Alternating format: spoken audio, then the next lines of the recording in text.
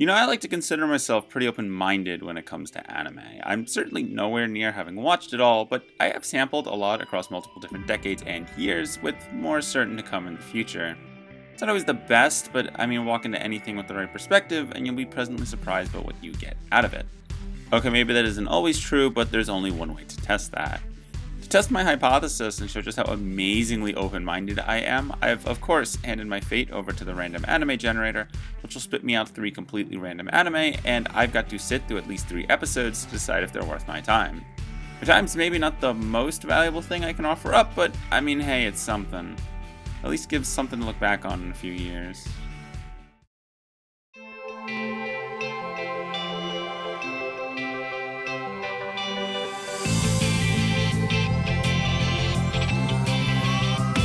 Within the anime community, I feel like we don't talk a whole lot about the nature of adaptation.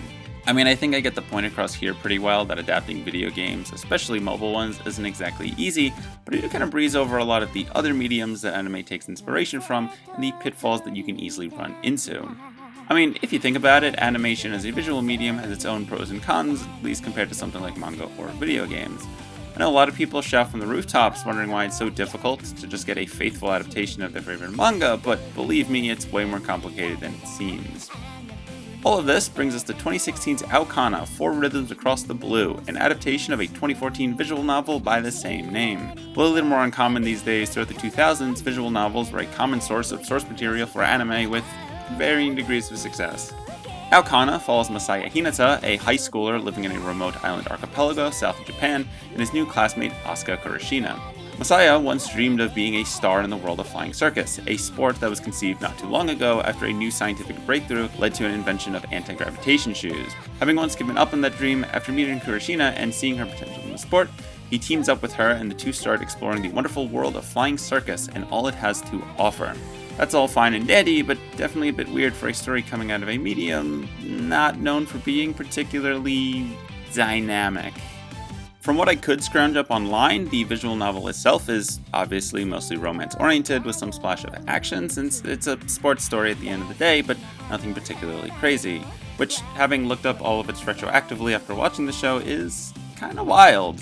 The plot of the anime itself definitely hints to some romantic subplots and implies the story will try to hit me in the field at least once, but if I didn't know any better, I'd say it all feels ancillary to being a sports show first and foremost. The show does rely on a good deal of CGI to patch up a lot of its action, but it's not in your face enough to really notice most of the time, and largely kept to small or wide shots. The score is also a standout feature of the show, with music done by Elements Garden, including then member and future Freeman composer Evan Call. It really helps to nail the wispy, windy nature of the series that further gives it a lot of unique charm.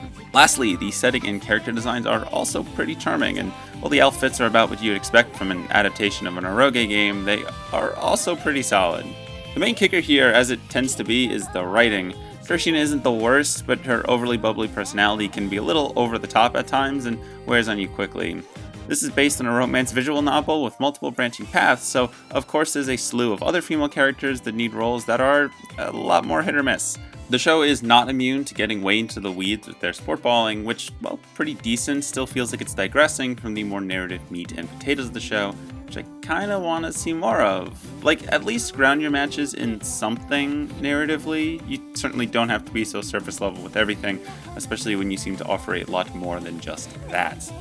But hey, if it opts to actually pick a route and not dawdle too much exploring other options, it could be worth it. Now that's the ultimate choose-your-own-adventure story, isn't it?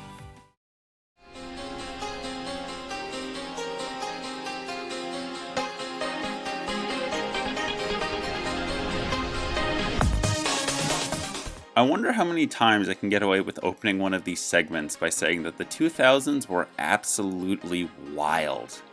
Maybe part of it is that I don't remember a lot of the decade as is, let alone the anime culture at the time, given that I didn't start watching it until the mid-2010s, but as an outsider looking in, I'm not quite sure what they were smoking. Then again, come off of a decade of economic hardship, and you too would start cooking some funky shit. 2004's Destiny of the Shrine Maiden is a lot of things all at once. Is it a drama, a romance, a mecha anime? How about all of the above? The story focuses on the relationship between high schoolers Shikana Himemiya and Himiko Kurosagawa, which means, you guessed it, we're talking about Yuri here, and outside of Pride Month at that. The two girls are tasked with fulfilling their destinies as the reincarnations of the Solar and Lunar Shrine Maiden and saving the world after a big bad group of not good people called the Orochi awaken and try to kill them. Along with the help of their enemy turned childhood cuck, Soma Ogami, the two must save the world and defeat the bad guys. At least I think that's what happened. Look, there's nothing I like to revel in more than indulging in some good old 2000s era nostalgia camp, but boy does Destiny of the Shrine Maiden make even that kind of a tall order. The show does boast a decently fun cast of characters, especially its side cast and villains, and a surprisingly good OST, but that's about it. The pacing is way faster than it needs to be, and the drama is laid on extremely thick.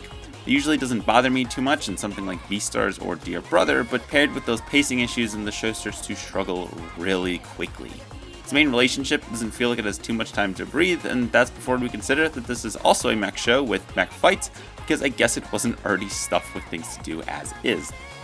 I mean look, like I said, I will gladly shovel a certain caliber of camp down my gullet if it means even a moderate nostalgic release, but at least through episode 3, Destiny of the Shrine Maiden is teetering just a little too close to being a little too campy for even my tastes. Probably best to just sleep on it and see how I feel in the morning. Yo. Mic check. JK. There's something weirdly fascinating about the evolution of slice of life anime.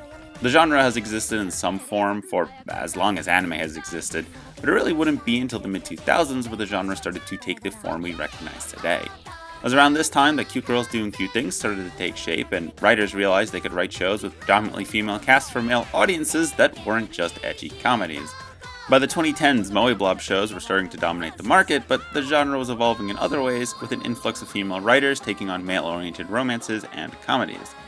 Released in the summer of 2019, Wasteful Days of High School Girls follows the lives of friends Shiori Saganomiya, Akane Kikuchi, and Nozomu Tanaka as they, well, exist. Along with a cast of quirky side characters, they navigate the mundanity of their life at an all-girls school, and as can be expected of the genre, hijinks ensue. There's a surprising amount of bite to Wasteful Days of High School Girls and its comedy. While not as polished as the likes of Asobi Asabase, which aired just a year prior, it is able to manage a surprisingly decent comedic backbone as Shiori and Akane try to keep the manic Nozomu from getting too out of hand with her love troubles and other schemes. The dynamic isn't exactly novel, and you've seen it 1,000 times before if you're familiar with the genre, but if it ain't broke, don't fix it, and right now it's perfectly fine. Sidecast is also able to pull their weight and headline a few gags in their own right, though their fairly one-note personalities can certainly drag the series down at times. Which kind of brings us to the overall kicker here. There's nothing glaringly wrong with the Wasteful Days, it's just death by 1,000 cuts in a genre teeming with options. The designs are fairly forgettable, and the writing often falls back on established genre tropes to spearhead its comedy, which works fairly well for a sampler, but does throw into question the long-term sustainability of the bit. Throw on top of that animation that has a noticeably cheaper feeling than other offerings in the genre like Nichijou and the aforementioned Asobi Asabase, things start feeling a lot more one-note the more you think about it. The answer is to just not think about it, and hey, I'm sure you'll be fine.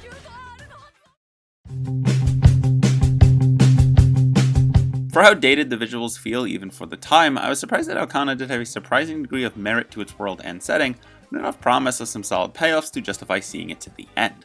The final product is certainly better than I would have thought. The characters are still fairly but they're able to do what they need to, and the score and pacing keep things eventful enough to keep any one plotline from dragging down the narrative. The ending does feel kind of rushed and like they had to make do with whatever they could slap together due to time restraints, but the overall package is solid enough that I'm willing to give it a pass and chalk it up as an innocent enough sports series with some light drama woven in for good measure. Definitely a pleasant surprise. For what it's worth, I really did want to like Destiny of the Shrine Maiden. I'm always down for some good old 2000s era camp, but unfortunately there's just too much here to in any good faith say I wanted to see more of it. You can definitely feel the writing struggling to cram in everything it wants to fit, and that ultimately leaves a finished product that lacks a strong hook if you're not really into the Yuri. I guess I'll get my campy 2000s era anime fix somewhere else. Perhaps the biggest surprise of the month, Wasteful Days of High School Girls was surprisingly competent. Its comedy had just enough bite to grab my attention, making completion a trivial decision. The art is still serviceable, but this series does get into a solid groove with its characters and even offers some surprisingly solid development in its brief runtime. It's no Nichijou, but still manages to be a solid addition to the roster of female-led high school comedies out there, and boy, there are a lot. With that, we have once again reached the end of the video. I hope you enjoyed and that I helped in narrowing down your planning list. This is the time of year when my schedule becomes way too cluttered, but I'll do what I can to make sure I get all these videos out in a reasonable time frame. At some point, I gotta remember to start work on that year-end video and watch the remaining series for that. Still got a couple more videos before then though, so like, comment, and subscribe if you want to see more videos like this and to get notified when that Best of 2024 video drops. If you're new, you can check out the playlist down below for more videos in this series, and it looks like I've got the link situation sorted out so you can follow me on the other sites down there for more as well. Until we meet again, remember to stay salty.